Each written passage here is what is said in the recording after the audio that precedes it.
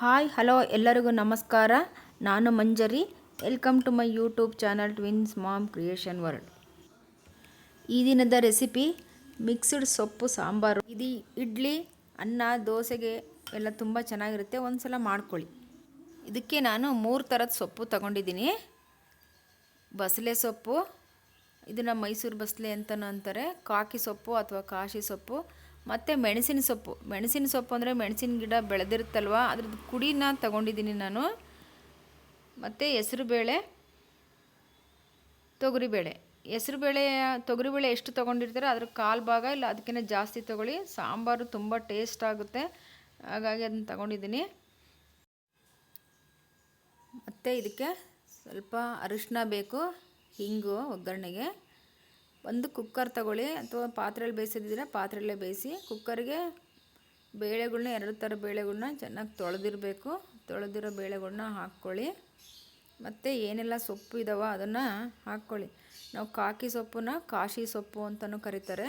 ನೋಡಿ, ಮೆಣಸಿನ ಸೊಪ್ಪನ್ನ ಕುಡಿ ಹಾಕ್ಕೊಂಡಿದ್ದೀನಿ. ಇದು ಕಾಕಿ ಸೊಪ್ಪು, ಕೆಲವು ಕಡೆ ಅದನ್ನು ಗಣಿಕೆ ಸೊಪ್ಪು ಅಂತಾರೆ. ಇನ್ನೊಂದು ಬಸಳೆ ಸೊಪ್ಪು. ಈ ಬಸಳೆ ಸೊಪ್ಪನ್ನ ಮೈಸೂರು ಬಸಳೆ ಅಂತಾರೆ. ಬಸಳೆ ಸೊಪ್ಪಿಗೆ ಮೌಂಟನ್ ಸ್ಪಿನ್ಯಾಚ್ ಅಥವಾ ಇಂಡಿಯನ್ ಸ್ಪಿನ್ಯಾಚ್ ಅಂತಲೂ ಕರೀತಾರೆ. ಅಮೇರಿಕಾದಲ್ಲೆಲ್ಲ ಇದು ತುಂಬ ಫೇಮಸ್ಸು. ಇದಕ್ಕೆ ಸ್ವಲ್ಪ ಅರಿಶಿನ, ಹಿಂಗು ಮತ್ತು ಎಣ್ಣೆ ಮತ್ತು ಮುಳುಗೋವಷ್ಟು ನೀರು ಹಾಕಿ 1 ಅಥವಾ 2 ವಿಷಲ್ ಹಾಕಿಸಿ. ನೀರು ಜಾಸ್ತಿ ಹಾಕಬೇಡಿ, ಬೇಯಲಿಕ್ಕೆ ಎಷ್ಟು ಬೇಕೋ ಅಷ್ಟನ್ನು ಹಾಕಿ. ನೋಡಿ, ವಿಷಲ್ ಹಾಕ್ಬಿಟ್ಟು ಕುಕ್ಕರ್ ಇಡಿ. ಈಗ ಗ್ರೈಂಡ್ ಮಾಡಲಿಕ್ಕೆ ಏನು ಬೇಕು ಅಂದರೆ ತೆಂಗಿನಕಾಯಿ ಮತ್ತು ಟೊಮೊಟೊ, ಹುಣಸೆಹಣ್ಣು, ಕೊತ್ತಂಬರಿ ಸೊಪ್ಪು ಬೇಡ, ಕೊತ್ತಂಬರಿ ಸೊಪ್ಪಿನ ಹಿಂದಿನ ದಂಟು ತಗೊಳ್ಳಿ, ಮತ್ತು ರುಚಿಗೆ ತಕ್ಕಷ್ಟು ಉಪ್ಪು, ಮನೇಲೇ ಮಾಡದೇ ಇರೋಂಥ ಸಾಂಬಾರು ಪುಡಿ, ಚಿಲ್ಲಿ ಪೌಡ್ರು. ಈಗ ನಾವೇನೇನು ಟೊಮೊಟೊ ಮತ್ತು ಕೊತ್ತಂಬರಿ ಸೊಪ್ಪು, ಹುಣಸೆಹಣ್ಣು, ಟೊಮೊಟೊನ ಚೆನ್ನಾಗಿ ಗ್ರೈಂಡ್ ಮಾಡ್ಕೊಳ್ಳಿ. ಸ್ವಲ್ಪ ಈರುಳ್ಳಿ ಹಾಕ್ಕೊಳ್ಳಿ. ಈರುಳ್ಳಿ ಹಾಕಿದರೆ ಸೊಪ್ಪಿನ ಸಾಂಬಾರು ಸ್ವಲ್ಪ ಟೇಸ್ಟ್ ಆಗುತ್ತೆ. ಇದೆಲ್ಲ ಹಾಕ್ಕೊಂಡು ಚೆನ್ನಾಗೆ ಫೈನ್ ಪೇಸ್ಟ್ ಮಾಡಿ. ಅದು ಗ್ರೈಂಡ್ ಆದಮೇಲೆ ಸಾಂಬಾರು ಪುಡಿ ಮತ್ತು ಚಿಲ್ಲಿ ಪೌಡ್ರು, ಮೆಣಸಿನ ಪೌಡ್ರ್ ಹಾಕಿ ಇನ್ನೊಂದು ಸಲ ಪೇಸ್ಟ್ ಮಾಡ್ಕೊಳ್ಳಿ. ಅದು ರುಬ್ಬಿದರೆ ಸ್ವಲ್ಪ ಚೆನ್ನಾಗಾಗುತ್ತೆ ಸಾಂಬಾರು. ಈಗ ರೆಡಿ ಆಯಿತು. ನಾವು ಒಗ್ಗರಣೆ ಮಾಡ್ಕೊಳ್ಳೋಣ. ಈಗ ಒಗ್ಗರಣೆಗೆ ಏನೇನು ಬೇಕು ಅಂದರೆ ಈರುಳ್ಳಿ, ಕೊತ್ತಂಬರಿ ಸೊಪ್ಪು, ಹಿಂಗು, ಸಾಸಿವೆ, ಸ್ವಲ್ಪ ಎಣ್ಣೆ ಬೇಕಷ್ಟೇ. ಇದಕ್ಕಿನ್ನೇನು ಜಾಸ್ತಿ ಬೇಡ ಒಗ್ಗರಣೆಗೆ. ನೋಡು, ಕುಕ್ಕರ್ 1 ವಿಷಲ್ ಆಗಿದೆ. 2 ವಿಷಲ್ ಹಾಕ್ಸಿದ್ದೀನಿ ನಾನು. ಸ್ವಲ್ಪ ಚೆನ್ನಾಗಿ ಬೇಯಲಿ ಬೇಳೆ ಅಂತ ಸ್ಮ್ಯಾಶ್ ಮಾಡ್ಕೋಬೇಕು. ಅದಕ್ಕಾಗಿ ಈಗ ಕುಕ್ಕರಲ್ಲಿ ಬೇಳೆ ಬಂದಿದೆ. ನೋಡಿ ಎಷ್ಟು ಚೆನ್ನಾಗಿ ಬೆಂದಿದೆ ಅಂತ. ಈಗ ಕುಕ್ಕರಲ್ಲಿ ಮೇಲ್ಗಡೆ ಏನು ಸೊಪ್ಪಿದೆಯಾ ಅದನ್ನು ನಾನು ಗ್ರೈಂಡ್ ಮಾಡ್ಕೊಳ್ತಾ ಇದ್ದೀನಿ. ಯಾಕೆಂದರೆ ಮಕ್ಕಳು ಸೊಪ್ಪನ್ನು ಎತ್ತಿಡ್ತಾರೆ, ಬಸಳೆ ಸೊಪ್ಪನ್ನ. ಹಾಗಾಗಿ ನಾನು ಅದನ್ನು ತೆಗೆದುಬಿಟ್ಟು ಸಪ್ರೇಟ್ ರುಬ್ತೀನಿ. ಅದನ್ನು ಸ್ವಲ್ಪ ಜಾಸ್ತಿ ಬೇಡ, ಫೈನ್ ಪೇಸ್ಟ್ ಬೇಡ, 1-2 ಸಲ ಹಿಂಗೆ ಅಂಡು ಮಾಡಿದ್ರೆ ಸಾಕು. ಈಗ ಈ ಉಳಿದಿರೋ ಬೇಳೆನ ಚೆನ್ನಾಗಿ ಸ್ಮ್ಯಾಶ್ ಮಾಡಬೇಕು. ನೋಡಿ, 2 ವಿಷಲ್ ಹಾಕ್ಸಿರೋದ್ರಿಂದ, ಹೆಸರುಬೇಳೆ ಇರೋದ್ರಿಂದ ಕನ್ಸಿಸ್ಟೆನ್ಸಿ ತುಂಬ ಚೆನ್ನಾಗಾಗುತ್ತೆ. ಆ ಬೇಳೆ ಮೇಲ್ಗಡೆದ ಸೊಪ್ಪನ್ನ ನಾನು ಗ್ರೈಂಡ್ ಮಾಡ್ಕೊಂಡಿದ್ದೀನಿ. ಈಗ ಸ್ಟವ್ ಮೇಲೆ ಒಂದು ಪಾತ್ರೆ ಅಥವಾ ಕಡಾಯಿ ಇಡಿ.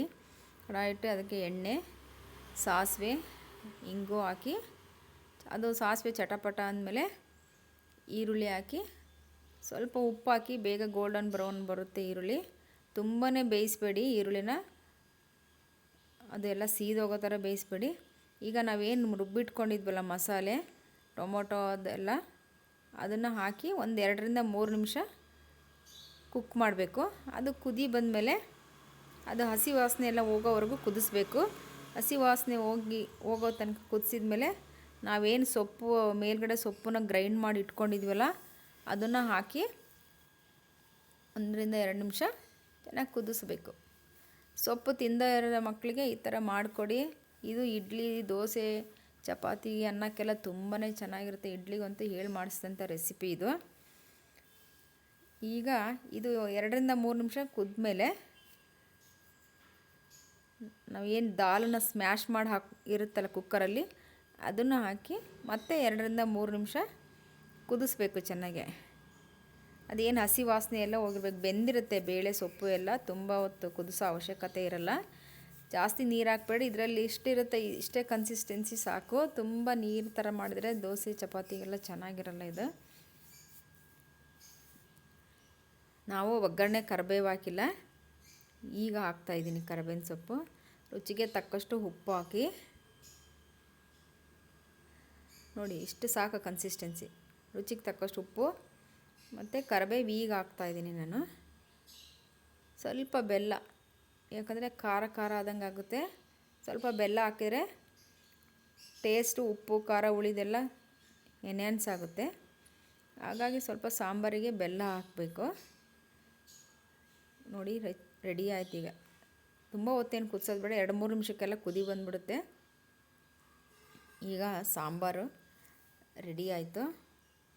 ನಾವೇನು ಇದಕ್ಕೆ ಕಾಕಿ ಸೊಪ್ಪು ಅಥವಾ ಕಾಶಿ ಸೊಪ್ಪು ಅಥವಾ ಕೆಲವು ಕಡೆ ಗಣಿಕೆ ಸೊಪ್ಪು ಅಂತಾರೆ, ಅದು ತುಂಬ ವಿಟಮಿನ್ಸು ಮತ್ತು ಮಿನರಲ್ಸಿಂದ ರಿಚ್ ಇರೋದು, ಆ್ಯಂಟಿ ಇನ್ಫ್ಲಮೇಟರಿ ಮತ್ತು ಅಲ್ಸರೆಲ್ಲ ರಿಮೂವ್ ಮಾಡುತ್ತೆ ಆ ಬಸಳೆ ಸೊಪ್ಪು. ವಾರಕ್ಕೊಂದ್ಸಲ ಅಲ್ಲದೇ ಇದ್ರೂ ತಿಂಗಳಿಗೆ ಒಂದ್ಸಲ ಆಗಲಿ ಈ ಬಸಳೆ ಸೊಪ್ಪು ಗಣಿಕೆ ಸೊಪ್ಪಿನ ಸಾಂಬಾರು ಮಾಡ್ಕೊಳ್ಳಿ. ತುಂಬ ಚೆನ್ನಾಗಿರುತ್ತೆ. ನ್ಯೂಟ್ರಿಯೆಂಟ್ ಕಂಟೆಂಟ್ ಇರೋ ಸೊಪ್ಪು ಇದು. ಇದಕ್ಕೇನು ಜಾಸ್ತಿ ದುಡ್ಡು ಬೇಕಾಗಿಲ್ಲ, ಮನೆ ಹತ್ರನೇ ಬೆಳ್ಕೊಳ್ಳುತ್ತೆ. ಮಾಡ್ಕೊಂಡು ತಿನ್ನಿ. ಯಾರೆಲ್ಲ ನನ್ನ ಚಾನಲ್ ಸಬ್ಸ್ಕ್ರೈಬ್ ಮಾಡ್ಕೊಂಡಿಲ್ಲ ಸಬ್ಸ್ಕ್ರೈಬ್ ಮಾಡ್ಕೊಂಡು ನೋಡಿ. Thanks for watching. ಈ ಸಾಂಬಾರು ಇಡ್ಲಿಗೆ ಸೂಪರ್ ಕಾಂಬಿನೇಷನ್.